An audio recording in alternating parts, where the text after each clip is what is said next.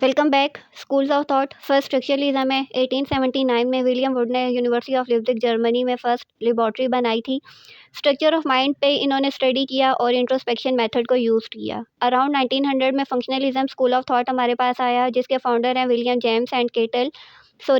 इनका फोकस जो है वो फंक्शंस ऑफ माइंड पे था। इन्होंने भी इंट्रोस्पेक्शन मेथड को यूज़ किया था। थर्ड पे guest out school of psychology है, जो कि अर्ली 1900 में आया। मैक्स वर्दिमर इसके फाउंडर हैं। इन्होंने कहा कि परसेप्शन, प्रॉब्लम सॉल्विंग, पर्सनैलिटी को एज अ होल जो है वो लेना चाहिए, एज अ होल डिस्कस करना चाहिए। 1913 में बिहेवियरिज्म आया होता है, जिसके फाउंडर जेबी वॉटसन है। इन्होंने कहा कि सब्जेक्ट मैटर ऑफ साइकोलॉजी जो है वो बिहेवियर होता है। लास्ट में हमारे पास साइको एनालिसिस है, जो कि सिगमंड फ्रॉइड ने दिया। सिगमंड फ्रॉइड ने पर्सनैलिटी, अनकॉन्शियस डिफेंस मैकेनिज्म्स को डिस्कस किया। इसी चैनल की playlist chapter wise psychology lectures में आपको साइकोलॉजी के सारे लेक्चर्स चैप्टर 1 to 16 डिटेल में मिल जाएंगे। वहाँ से आप तैयारी कर सकते हो एग्ज़ाम की।